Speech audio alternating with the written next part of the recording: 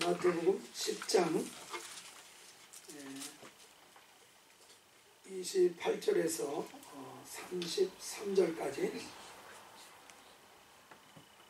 전체적으로 우리 같이 합독하시도록 하겠습니다. 다 찾으셨죠? 우리 같이 합독하시겠습니다.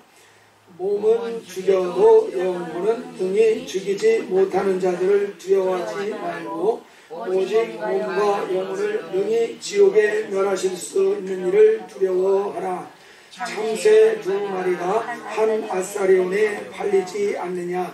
그러나 너희 아버지께서 허락하지 아니하시면 그 하나도 땅에 떨어지지 아니하리라. 너희에게는 머리털까지 다 세신 바 되었나니 두려워하지 말라. 너희는 많은 참새보다 귀하니라.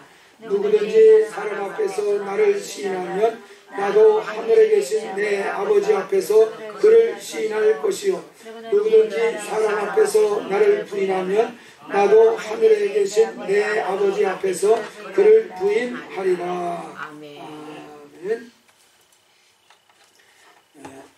저희가 이제 침례교회인데요, 이 침례교회의 역사를 살펴보면은 큰 이제 다른 교단에서 볼 수 없는 두드러진 특징이 하나가 있는데, 이 침례교인들 중에서 이 엄청나게 많은 사람들이 죽임을 당했다는 사실입니다. 순교를 하는 이런 일이 이제 있었습니다. 역사학자들에 의하면 5천만, 많게는 8천만 명 이상의 침례교도들이 순교를 당했다고 기록을 한 것이 나와 있습니다. 어느 교단에서 이렇게 많은 사람들이 순교하는 사람들이 나온 교단이 있습니까? 없습니다. 일제시대 때 일본이 이제 예수 믿는 이런 교회를 향해서 신사참배를 강요를 했습니다. 신사참배를 강요하는 것을 반대하다가 순교한 사람들 중에서 대표적인 분이 주기철 목사님, 장로교에서는 신사참배를 성경에 위배되지 않는다고 해서 받아들였었습니다. 가톨릭, 감리교 모든 교단들이 다 받아들였습니다. 그래서 순교자가 별로 나오지 않았습니다. 침례교회는 어땠습니까? 정확하게 신사참배는 우상 숭배다, 분명하게 이제 선언을 했습니다. 그래서 침례교단은 해체돼 버리고 말았습니다. 수많은 목사님들이 다 잡혀가고 그 중에 많은 사람이 죽기도 하는 동아 박해 대기독교 박해 사건이라고 아마 컴퓨터에 인터넷에 치면은 그 사건이 개요가 찾을 수 있도록 다 이렇게 나올 것입니다. 그래서 한국에서도 유독 침례교단만이 신사참배를 반대했기 때문에 해체돼 버리고, 그래서 이제 한국이 이제 광복이 된 이후에 이제 다시 남침례교단이 들어가서 선교를 시작을 하는 바람에 한국에서 침례교단의 역사는 굉장히 짧습니다. 그렇지만은 많이 요즘에는 발달을 해서 한국에도 침례교회가 많이 있는 것으로 알고 있습니다. 그래서 이 참 침례교회는 이런 두드러진 특징이 한 가지 있다고 하면은 바로 이렇게 수많은 사람들이 바로 순교를 당하는 일들이 있었습니다. 이렇게 이제 순교를 당하게 된 것은 박해자가 있기 때문에 그런 거 아니겠습니까?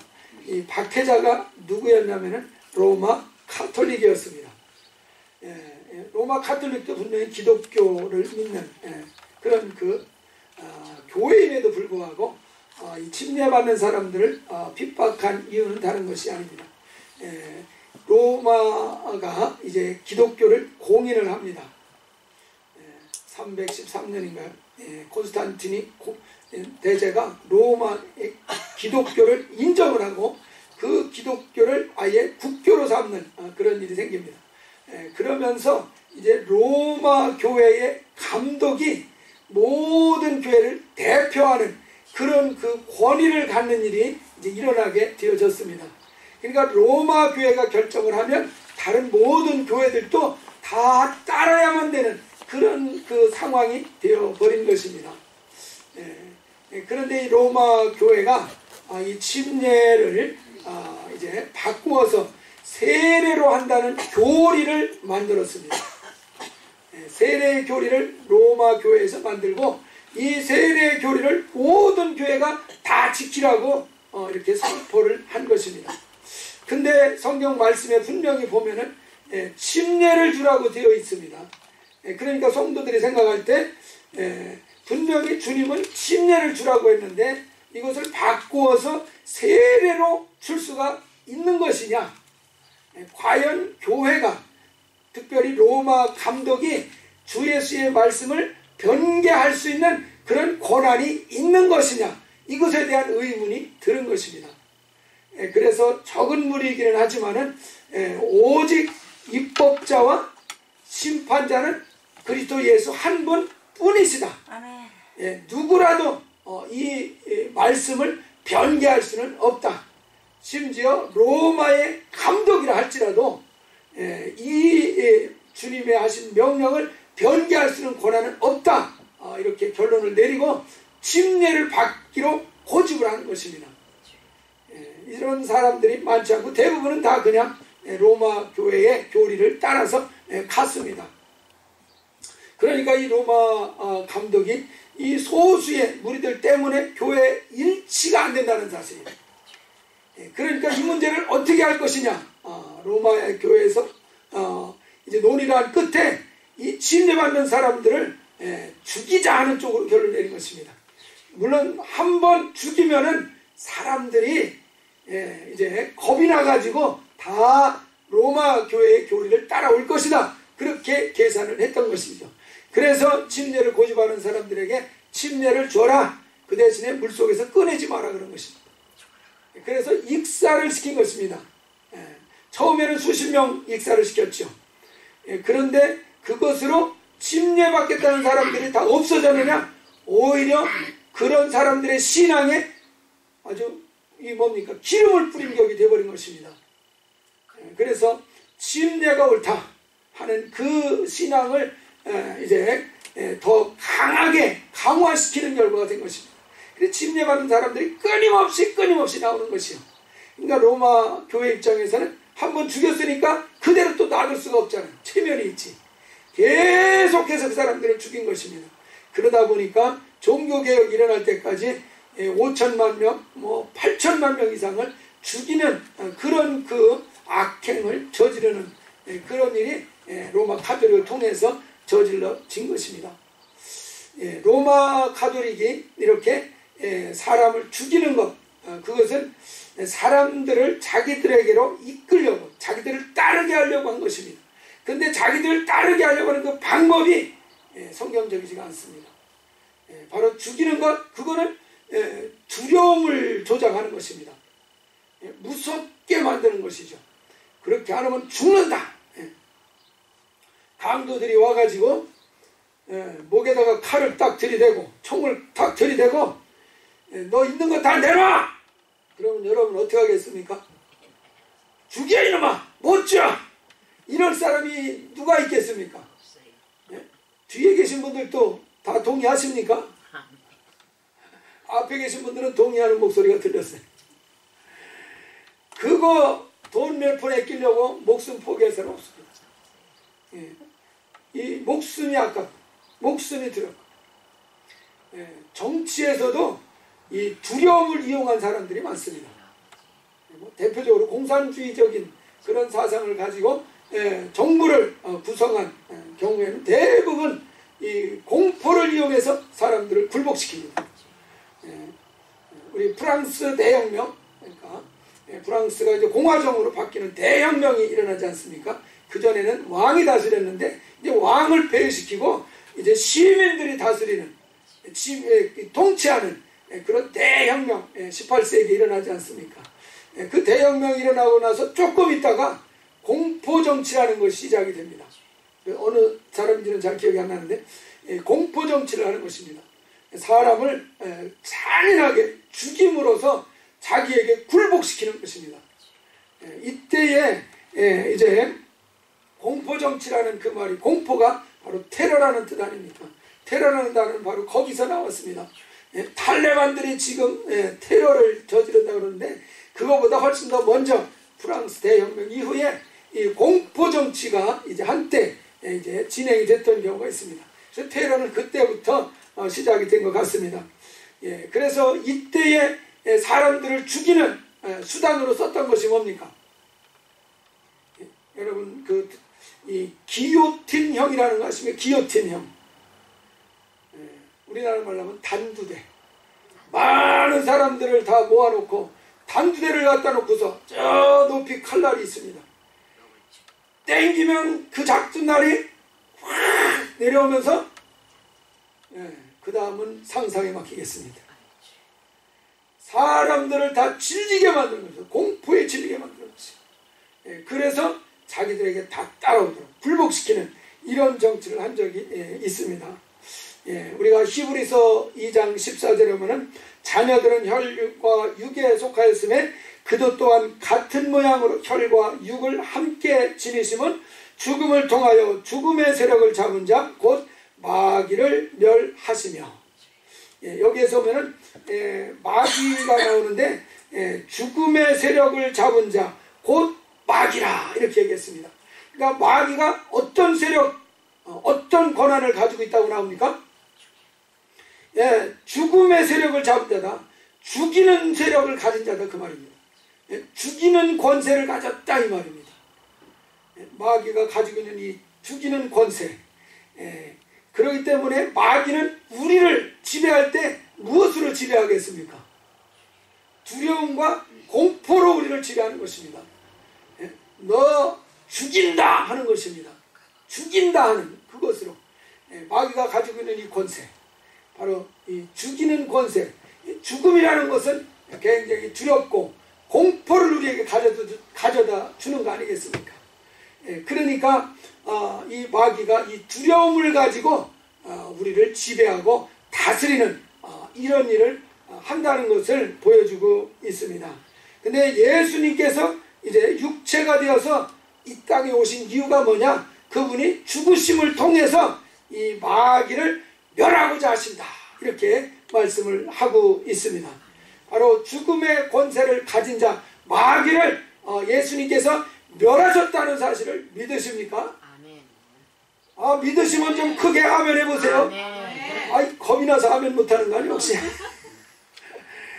분명히 이 말씀은 자녀들은 혈과 육에 속하였으며, 우리 성도들, 우리 인간들이 혈과 육에 속했다. 혈과 육에 속했다는 것은 무엇을 의미하겠습니까? 죽음을 두려워하는 존재라는 것을 말하는 것입니다. 여러분 죽는 것 두려워하지 않는 사람이 어디 있습니까?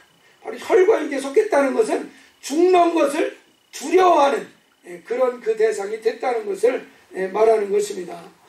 그리고 이렇게 인간이 혈과 육에 속했으니 그도 또한 같은 모양으로 혈과 육에 함께 지니심은, 그러니까 육체로 주님이 오셨다는 것입니다. 육체가 되어서 이 땅에 오셨다는 것입니다. 그 이유는 무엇이냐? 죽음을 통하여서 예수 그리스도께서 죽는다는 것입니다.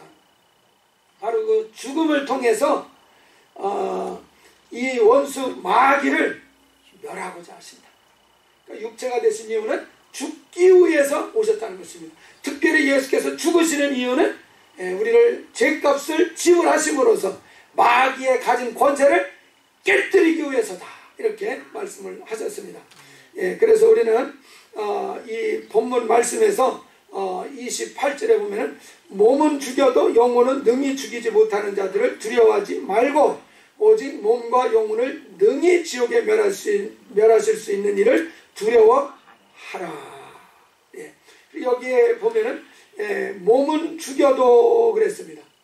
몸은 죽여도 영혼은 능히 죽이지 못한다 이렇게 표현했습니다. 바로 이 세상 사람들은 우리를 몸은 죽일 수 있습니다. 원수 마귀도 마찬가지로 우리의 몸을 죽일 수 있을지 모르겠습니다. 뭐 사고를 나게 한다든지 이런 그 일들을 통해서 죽이는 일을 시도할 수 있습니다. 근데 사실 이제는 하늘과 땅의 모든 권세를 가지신 이가 예수 그리스도십니다. 그래서 실제로 이 죽이는 권세도 패해졌다는 사실을 먼저 믿으시기 바랍니다. 그래서 여기에서 이 세상 사람들은 몸은 죽일 수 있다, 영혼은 죽이지 못하는 이 사람들은 두려움의 대상이 아니다 그랬습니다. 원수 마귀도 이제는 두려움의 대상이 아니라는 사실을 믿으시기 바랍니다. 두려움의 대상이 될 수 없다. 정말 두려워야 될 대상은 누구냐? 몸과 영혼을 능히 지옥에 멸하실 수 있는 이. 여기에서 몸과 영혼이라고 그랬는데 이 소울로 되어져 있습니다. 우리의 혼을 이야기하는 것입니다. 영을 포함해서 혼을 지옥에 멸하실 수 있는 그분 누구십니까? 하나님이십니다. 그 하나님을 정말로 두려워해야 될 대상으로 삼으시기 바랍니다. 그 외에 다른 것은 두려워할 대상이 되지 않는다는 것을 말씀하고 있습니다. 그래서 분명히 이 육체라고 하는 것, 목숨이 있어서 이 목숨의 위협을 느낄 때 사람들의 두려움과 공포를 느끼게 되고, 그래서 그 두려움과 공포를 피하기 위해서 살 수 있는 방법으로 이렇게 어떻게든 살려고 하는 그런 방향으로 나아가고자 하는 그런 것이 바로 인생살이인 것을 봅니다. 그래서 저는 한편으로 생각을 하는 것이, 우리가 하나님의 말씀에 순종하지 못하는 이유도 사실은 마음 근본 밑에 들어가 보면은 두려움 때문이 아닌가 싶습니다. 그런 것 같지 않습니까? 말씀을 왜 순종하지 못합니까? 뭔가 두려움이 있는 것입니다. 뭔가 공포가 있는 것입니다. 그 말씀대로 하면은 내가 산다는 확신이 있으면 하겠어요, 안 하겠어요? 합니다. 그 말씀대로 하면은 내가 잘 된다는 확신이 있으면은 당연히 그 말씀대로 하게 되어 있습니다. 근데 그 말씀대로 따라가다가 보면은 뭔가 삶에 피해가 일어날 수 있고, 더 나아가서 자기가 죽을 수도 있다는 어떤 막연한 두려움과 이 공포가 우리를 잡고 있는 것입니다. 그렇기 때문에 그분의 말씀을 담대하게 순종하지 못한다는 사실입니다. 한번 자기 자신을 잘 돌아보십시오. 왜 순종하지 못하는가? 여러분, 제가 서두에 침례교도들에 대해서 이야기를 했는데, 그들은 예수님 부인하지 않느냐, 이 문제 때문에 순교당한 것이 아니었습니다. 예수를 부인하라, 그런 이유 때문에 순교한 것이 아닙니다. 바로 말씀 때문에 순교한 것입니다. 침례를 받으라고 했지 세례를 받으라고 한 것은 아니다. 이것은 그리스도의 말씀을 이제 받아들이는 것 때문에 그 말씀에 목숨을 걸고 그 말씀 앞에 이제 순종하는 일을 한 것입니다. 그래서 우리가 이 침례 교도들은 사실 말씀을 자기 목숨보다 더 귀하게 여기는 이런 신앙 전통을 가지고 있는 사람들인 것입니다. 그래서 우리 침례교회에 나오신 분들은 정말 말씀에 목숨을 걸고 순종하는 이런 신앙으로 나아갈 수 있기를 주의 이름으로 축원합니다. 이것이 바로 침례교회의 전통을 잘 이어가는 것입니다. 이것이 너무너무 요새는 정말 지나치다가 보니까 너무 보수적이라고 그래가지고 좀 비판을 받기도 하는데, 어쨌든 침례교인들의 정신은 말씀에 목숨을 건다는 것입니다. 그렇게 하려면은 정말 두려움을 극복하지 않고서는 우리가 말씀을 전적으로 받아들이고 전적으로 순종하는 일이 사실상 어려워집니다. 그래서 저는 이 신앙생활의 성패에도 두려움을 어떻게 극복하냐에 따라서 신앙생활도 성공할 수가 있다. 두려움을 극복하지 못하면 신앙생활도 성공하지 못하게 되겠구나 하는 것을 깨닫습니다. 더 나아가서 바로 인생, 삶의 성패도 사실은 두려움을 잘 극복하느냐 극복하지 못하느냐, 여기에 따라서 인생도 성공하기도 하고 실패하기도 하는 그런 그 결정이 바로 여기에 의해서 좌우된다는 것을 또 깨닫게 됩니다.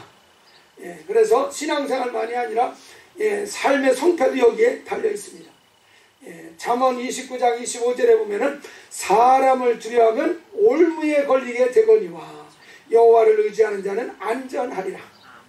분명히 사람을 두려워하고 세상을 두려워하고 이 악한 영을 두려워한다고 하면은 반드시 올무에 걸리게 되어 있다. 함정에 빠지게 되어 있다는 것입니다. 성경이 분명하게 증거해 주고 있어요. 두려워한다 그러면 올무에 걸리게 되어 있다. 함정에 빠지게 되어 있다는 것입니다. 함정에 빠지면 결국은 잡혀서 망하게 되는 그런 그 일밖에 나타나지 않을 것입니다. 그래서 성경도 두려워하면 함정에 빠진다. 두려워하면 실패한다. 두려워하면 죽는다. 이렇게 분명하게 말하고 있습니다. 어떻게 이 두려움을 극복하고 말씀에 굳건히 설 수 있는 신앙으로 나아갈 수 있겠습니까? 요한일서 4장 18절에 보면 직접적으로 가르쳐 주십니다. 사랑 안에 두려움이 없고 온전한 사랑이 두려움을 내 쫓나니 두려움에는 형벌이 있습니다. 두려워하는 자는 사랑 안에서 온전히 이루지 못하였느니라. 여기에 보면은 사랑 안에 두려움이 없다. 온전한 사랑이 두려움을 내 쫓는다 그랬습니다. 두려움을 물리칠 수 있는 능력이 무엇입니까? 온전한 사랑이다. 이렇게 가르쳐주고 있습니다. 여러분 온전한 사랑이 예수님의 사랑인 줄 믿으시기 바랍니다. 예수님의 사랑만큼 온전한 사랑이 어디 있습니까? 부모의 사랑도 온전하다고 하지만은 온전하지 않은 것 같습니다. 열심히 자식을 위해서 희생해서 자식들을 다 키워놨습니다. 그런데 자식들이 장성해서 부모를 잘 이제 효도하고 섬겨주면은 그러면은 문제가 없지만은 자식들이 그렇게 부모를 원하는 기대하는 만큼 섬겨주지 않으면은 부모의 마음은 섭섭한 마음이 듭니까 안 듭니까? 들 수밖에 없죠. 그렇다고 해서 다른 사람한테 말을 할 수 없습니다. 왜 그러냐? 자식들한테 피해가 갈까봐.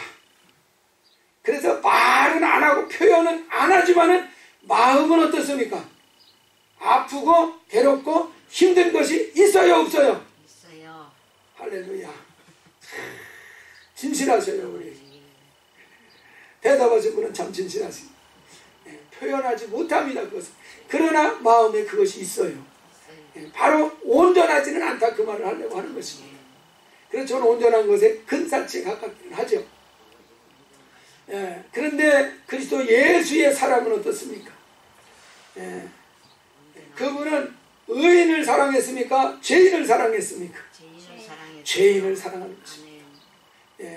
많은 사람들은 온전한 것을 추구해서 온전한 것을 인정해주고 온전한 것을 가까이 하고 싶어하는 그런 경향이 있습니다. 그래야 자기가 더 나아진다고 생각하기 때문에 그렇습니다. 자기에게 더 유리하다고 생각하기 때문에 그렇습니다. 근데 온전하신 예수님이시기 때문에 더 이상 뭘 보태야 온전해질 것이 없는 것입니다. 그러니까 온전함을 이룬 주님이시기 때문에 그분은 불완전한 자를 찾아가신 것입니다. 그래서 아직 온전치 못한 성도들은 자꾸 더 온전한 것 찾아다니려고 하는 경향이 있습니다. 그러나 온전히 이룬 성도들은 오히려 불온전하고 부족하고 연약한 곳을 찾아가는 경향이 나타날 줄 믿습니다. 그래서 그분이 의인을 찾아오신 것이 아니라 죄인을 찾아오셨습니다. 우리가 죄인 되었을 때라고 하는 것은 우리가 하나님을 인정하지도 않고 하나님에 대해서 관심을 갖지도 않은 그때라는 사실입니다. 더 정확히 말하면 우리가 태어나지도 않았을 그 시절에 우리 주님이 나를 아시고 나의 모든 허물과 죄악들을 다 아시고 그것을 위해서 대신 희생을 하여 주셨습니다. 그것을 내가 인정해 줄지 않을지 사실 그건 모르는 거 아닙니까? 그럼에도 불구하고 그분은 십자가에 달려서 우리의 허물과 죄악들을 대신해서 피 흘려 죽으셨습니다. 바로 이것이 온전한 사랑입니다. 예수 그리스도의 은혜와 사랑을 여러분 체험하셨습니까? 온전한 사랑을 여러분은 경험하신 것입니다. 그렇다고 하면은 두려움을 내어 쫓을 수 있는 능력이 나와야 정상인 줄 믿습니다. 두려움을 담대하게 물리치고 그 말씀을 받아들이고 순종할 수 있는 그런 그 믿음이 발휘가 될 수 있다 그러면은 그 사람은 온전한 사랑을 확실하게 경험한 사람인 것입니다. 온전한 사랑을 확실하게 경험한 사람은 두려움을 능히 밀어내고 온전하게 그 말씀 따라 순종할 수 있는 능력이 나타난다는 것이요. 그래서 순종할 능력이 아직 연약하다고 하면은 주님 사랑을 더 체험할 필요가 있습니다. 정말 주님이 나 위해서 정말 달려 죽은 것이 진짜인가? 나를 위해서 주님이 고난을 당한 것이 진짜인가? 이것에 대해서 더 기도하고 더 묵상하고 더 이제 확실하게 그 은혜를 경험할 필요가 있다라는 것입니다. 그러면은 온전한 사랑이 이러한 그 두려움을 물리친다는 것입니다. 그 속사도 시대라고 하죠. 사도들에 의해서 전도받은 사람들이 교회의 리더가 된 시대. 그 시대의 인물 중에 하나가 폴리캅이라는 사람이 있습니다. 바로 순교자로 아주 유명하게 잘 알려져 있는 사람입니다. 그리스도를 욕하라. 그러면 너는 죽이지 않고 살아날 것이다. 이렇게 이제 집정관들이 회유를 하고자 할 때 폴리캅이 선언을 하죠. 내가 86년 동안 그분을 섬겨왔지만 그분은 내게 대해서 절대로 해를 입히신 적이 없습니다. 정말 나를 사랑해 주신 분입니다. 그런데 내가 어떻게 나의 왕이시고 나의 구주이신 그분을 부인할 수 있습니까? 욕할 수 있습니까? 담대하게 선언을 합니다. 그러니까 불에 이제 나무 장작점에 올려놓고 화형을 시키려고 준비해놓고서 또 부인하라고 합니다. 그러니까 또 선포를 합니다. 당신은 1시간 동안 타다가 잠시 후면 꺼지는 불로 나를 위협하고 있지만 불길로 나를 위협하고 있지만 경건치 못한 자들을 위하여 예비된 심판과 영원한 형벌의 불에 대해서는 전혀 당신들은 모르고 있습니다. 당신들의 영혼이 지옥에서 영원히 불탈 것에 대해서는 모르고 있습니다. 지금 뭐하고 있는 겁니까? 전도하고 있지 않습니까? 화형당하기 직전에도 전도를 하고 있는 것입니다. 내가 불타는 것 1시간이면 끝나. 그러나 너더러 지옥에서 영원히 불탈 거 왜 알지 못하느냐? 예수 믿어라. 어떻게 이렇게 할 수 있습니까? 도대체 두려움을 전혀 못 느끼는 것입니다. 전혀 두려움을 느끼는 왜 이렇게 담대한 것입니까? 온전한 사랑을 경험한 것입니다. 이 사람 바로 이에 폴리캅의 스승이 요한 사도로 알려져 있습니다. 요한이 얼마나 사랑의 사도로 알려져 있습니까? 그 사랑의 사도로부터 훈련받고 양육을 받았으니 폴리캅도 정말 주님의 사랑을 진하게 경험한 제자가 되어질 수밖에 없었을 것입니다. 그러니까는 이 화형시키는 화형대 바로 거기에 묶여 있으면서도 담대하게 조금도 두려움 없이 예수를 인정하고 예수를 오히려 전하는 일까지도 하는 이런 모습을 보여준다는 것입니다. 정말 이렇게 담대함을 가지고 있는 폴리캅이라 할 때 주의 모든 말씀에 대해서 얼마나 기꺼이 즐거이 순종을 할 수 있었겠습니까? 바로 온전한 사랑이 이렇게 폴리캅을 담대하게 만들어서 죽음 앞에서도 증거하면서 전도하는 주의 말씀을 순종하는 이런 그 담력을 갖게 만들어 준 줄 믿습니다. 또 우리가 본문 말씀에 보면은 주님께서 하시는 말씀입니다. 29절에 참새 2마리가 하나 세론에 팔리지 않느냐? 그러나 너희 아버지께서 허락하지 아니하시면 그 하나도 땅에 떨어지지 아니하리라. 그러니까 하나님이 절대 주관자라는 것을 가르쳐주고자 하시는 것입니다. 그러면서 너희에게는 머리털까지 다 세신 바 되었다. 머리털 대략 한 사람이 머리털 숫자는 한 10만 개 정도 된답니다. 하루에 한 5, 60개씩 빠져나가고 정확한 숫자는 아무도 모를 것입니다. 근데 하나님 아버지는 아신다라는 것입니다. 우리의 모든 상황을 다 아시고 계신 하나님이시니까 우리를 지켜 보호하실 것이라는 것을 분명히 믿을 수 있지 않습니까? 그래서 31절에 하시는 말씀이 두려워하지 말라 너희는 많은 참새보다 귀하니라 말씀하십니다. 많은 참새보다 우리가 귀하다는 거 믿으십니까? 할렐루야. 참새도 보호하신다 그러면 그보다 더 귀한 우리도 주님이 지키시고 보호하신다는 것은 당연한 일 아니겠습니까? 그러므로 담대하게 주의 말씀을 순종하며 나아가시기를 주의 이름으로 축원합니다. 분명히 주님이 우리 형편과 사정을 다 아신다고 그랬습니다. 그리고 우리의 정말 생명이 얼마나 귀한지를 분명히 아신다는 것을 말씀하셨습니다. 그렇기 때문에 두려워하지 말라. 바로 이 말씀을 믿는 믿음을 통해서 우리가 또 두려움을 이길 수 있을 것입니다. 우리가 신명기 30장 말씀을 보면은 19, 20절에 내가 오늘 하늘과 땅을 불러 너에게 증거를 삼느라 내가 생명과 사망과 복과 저주를 내 앞에 두었은즉 너와 내 자손이 살기 위하여 생명을 택하고 내 하나님 여호와를 사랑하고 그의 말씀을 청종하며 또 그를 의지하라. 그는 내 생명이시요 내 장수이시니 여호와께서 내 조상 아브라함과 이삭과 야곱에게 주리라고 맹세하신 땅에 내가 거주하리라. 생사화복을 누가 주관하신다는 것입니까? 하나님이 주관하신다는 것을 철두철미하게 믿어라. 드디어 이스라엘이 이란을 공격했습니다. 미국이 도와주지 않는다고 해도 이스라엘은 이란을 공격해버립니다. 어디서 그런 담대함이 나오는 것 같습니까? 정말 하나님이 지금 총리가 연설한 공격하고 나서 연설한 내용을 보니까 자기들이 분명하게 교훈을 받은 것이 있다는 것입니다. 2차 대전 때에 수백만 명이 학살을 당하는 홀로코스트를 경험을 하고 그 경험을 통해서 그들이 정말 마음속에 깊이 다짐한 것이 하나가 있다는 것입니다. 다시는 이러한 학살을 이제 되풀이하지 말자, 이런 결심을 단단하게 그 후손들이 했다는 것입니다. 다짐했다는 것입니다.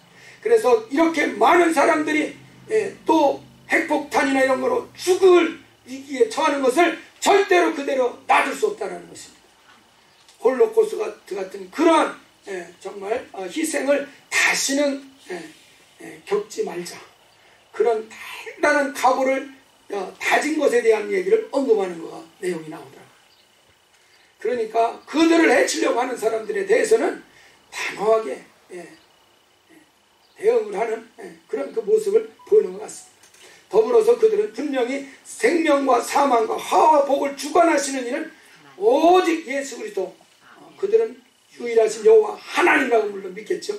그 여호와 하나님 한 분이시라는 것에 대한 분명한 믿음이 있기 때문에 미국이 도와주지 않는다고 해도 우리의 위험은 우리가 미리 극복할 수밖에 없다 결단을 내리고 복격을 한 것 같습니다. 여러분, 율법으로 믿음을 가진 사람보다 정말 예수를 통해서 가진 믿음이 더 크다고 저는 믿습니다. 아멘. 율법을 통해서 훈련받아서 가진 사람들의 믿음, 이거보다 완전한 하나님의 사랑, 그리스도의 그 희생적인 사랑을 체험한 사람의 믿음이 더 크고 더 온전하지 않습니까? 그렇다고 한다면 우리가 더 정말 예수 그리스도, 하늘과 땅의 모든 권세를 가진 이가 예수 그리스도라는 사실을 우리가 믿지 않을 수 없지 않습니까? 당연히 믿을 수 있지 않습니까? 그렇다고 한다면 그분의 말씀까지도 우리가 담대하게 순종할 수 있는 신앙으로 나아갈 수 있기를 바랍니다. 그 말씀 순종하지 못하게 두려움과 공포를 통해서 방해하는 그 원수 마귀가 있다는 사실을 기억하시기 바랍니다. 정말 원수 마귀가 주는 두려움과 공포에 굴복할 것이냐, 그래서 예수의 은혜를 받았을진데 담대하게 이제 주님의 말씀에 순종하며 나아갈 것이냐, 우리는 이 둘 중 하나 결정을 해야 될 것입니다. 그래서 우리 두려움에 공포에 굴복하지 말고 정말 그리스도 예수의 말씀에 순종함으로써 예수가 하늘과 땅의 모든 권세를 가지신 유일하신 참 하나님이시라는 것을 우리의 삶으로 증거할 수 있는 우리 모두가 될 수 있기를 주의 이름으로 축원합니다.